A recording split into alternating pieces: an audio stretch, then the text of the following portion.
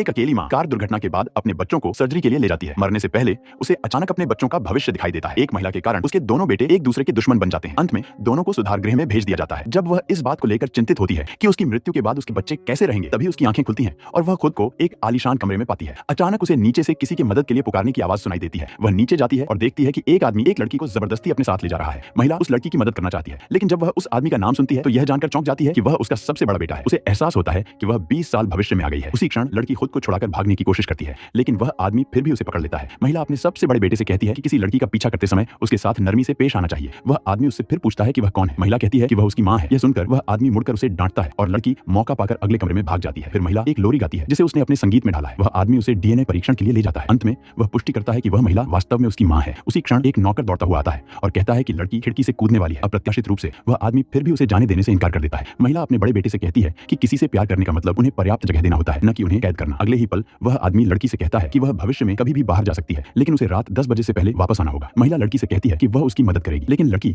उसे इसमें दखल न देने के लिए कहती है। महिला तुरंत समझ जाती है कि लड़की भोली नहीं है। उसी रात जब वह लड़की का पीछा करती है तो उसे एक होटल में जाते हुए देखती है। पता चलता है कि लड़की एक अमीर परिवार की दूसरी पीढ़ी द्वारा नियुक्त एक बिजनेस जासूस है जो उस आदमी के साथ रहती है, और वह उस आदमी को नापसंद करने का नाटक इसलिए करती है क्योंकि वह जानती है कि उसका स्वभाव बहुत अधिकार जताने वाला है। जितना अधिक वह उसे अस्वीकार करती है उतना ही वह उसे चाहता है। उस आदमी के छोटे भाई को प्यार की गहरी कमी है। वह महिला उसे बड़ी बहन की तरह मानती है। आगे चलकर इस महिला की वजह से दोनों भाई दुश्मन बन जाते हैं। रात को महिला घर लौटती है। वह अब भी उस आदमी में कोई दिलचस्पी न होने का नाटक करती है। वह आदमी बैंक कार्डों का एक बंडल निकालता है और उसे दे देता है, लेकिन महिला कहती है कि पैसा प्यार नहीं खरीद सकता। आदमी के जाने के बाद महिला खुशी खुशी बैंक कार्ड रख देती है। फिर वह उस आदमी द्वारा धमकाए जाने का नाटक करते हुए एक फोटो खींचती है और उसे उस आदमी के छोटे भाई को भेज देती है। यह सब महिला रिकॉर्ड कर लेती है। वह अपने बड़े बेटे को सच बता देती है। अप्रत्याशित रूप से वीडियो देखकर वह आदमी खुश हो जाता है क्योंकि लड़की को उसके दिए हुए उपहार पसंद आते हैं। पता चलता है कि बचपन में उसे कोई पसंद नहीं करता था, सिर्फ वही लड़की उसके साथ खेलती थी। यह सुनकर महिला को समझ नहीं आता कि वह अपने बेटे को कैसे समझाए। इसी समय उसका दूसरा बेटा अंदर आता है। वह अपने भाई को चेतावनी देता है कि लड़की को तुरंत छोड़ दे। दोनों बेटों को बुरी तरह लड़ते देख महिला उन्हें रोकने के लिए आगे बढ़ती है, लेकिन दूसरा बेटा उसे धक्का देकर जमीन पर गिरा देता है। वह गलती से उस महिला को अपने भाई की नई प्रेमिका समझ लेता है। इससे महिला को तुरंत यह एहसास होता है कि उसके दोनों बेटे मूर्ख हैं।